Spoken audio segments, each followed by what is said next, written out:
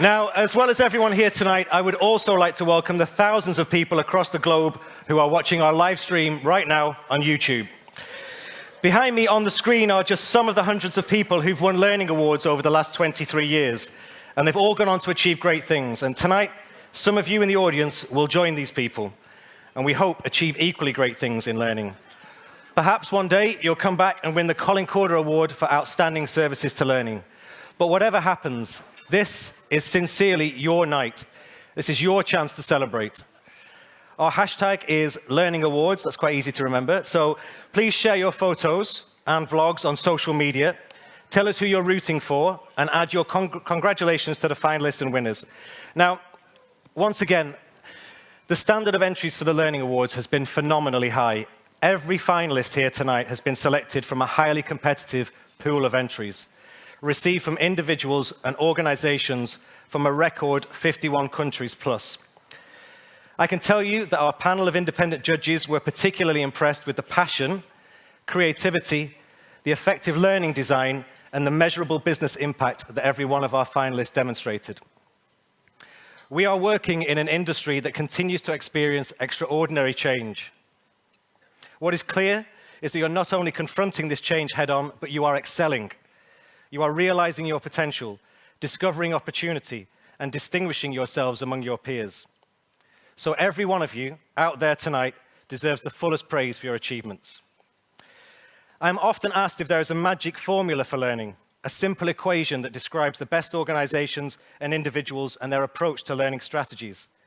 Well, I believe in 2019 that there is, and inevitably it involves technology. Exciting new technologies appear almost daily and often disappear just as quickly. The trick is to understand when, how, or even if to leverage these technologies in a learning strategy. I think we would all agree that AI, bots, and automation are here to stay, and far from being a threat to L&D, these technologies are actually changing the nature of work itself, liberating us from repetitive or mundane tasks and allowing us to focus on more creative, strategic, and collaborative work. We know that cutting-edge L&D teams are already seeing the benefits of delegating tasks such as content curation, personalization, and even coaching to AI. And it's giving them more time to think holistically about the future of work, ambition, well-being, and development. But what about alluring and provocative technologies like Google Flutter, Alteryx, blockchain? Will these become powerful new weapons in our L&D arsenal in 2019 and beyond? Well, it may be too early to tell, but we shouldn't be afraid to embrace these new platforms and experiment with their potential. Let's remind ourselves that everything at one point was a new technology. The World Wide Web itself was new technology only 30 years ago, and yet now it's so completely ingrained into everything that we can barely remember life before. That's certainly the case for my children. Technological change is inevitable. What is essential is that we adapt and nurture our human skills so that we work with technology and not against it. This leads to the second term in our equation, people. History has shown that we can be unprepared for significant change, as in the case of the Industrial Revolution, where much of the agrarian workforce found itself redundant against the onslaught of mechanization. Well, 300 years after that revolution, we find ourselves in the middle of another epoch, a fourth industrial revolution. Only this time we have the benefit of hindsight. Now our role is clear. We must build a digital human workforce where soft skills such as emotional intelligence, critical thinking, conflict management, and storytelling are key capabilities for employees. We must prepare ourselves and our employees for emerging roles, and even for jobs that don't exist yet. And I believe we are already making progress.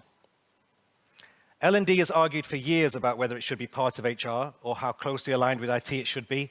Now, forward-thinking L&D functions are cultivating valuable relationships with the change management teams, the recruitment teams, and others as they look to transform their people and their organizations in the digital age.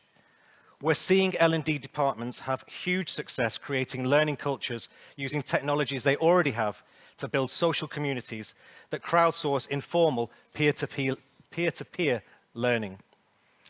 Progressive learning professionals are upskilling in the disciplines of user experience design, marketing, and data analytics to really understand the cause and effect of learning.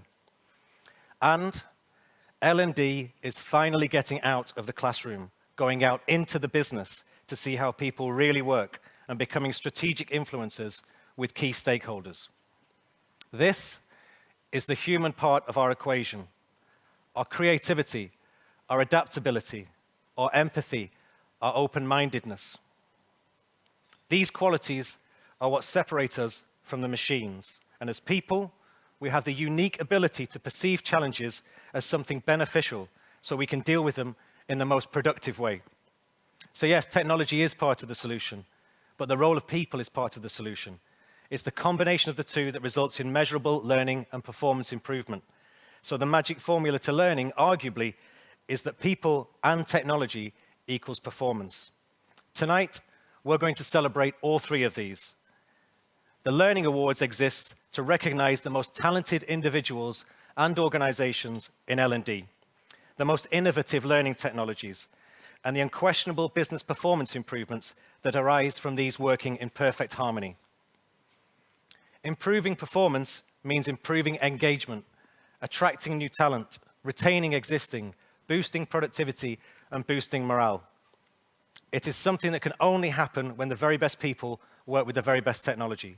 And this is why we're here tonight, to recognize the pioneers and the leaders among us whose work is an inspiration to us all.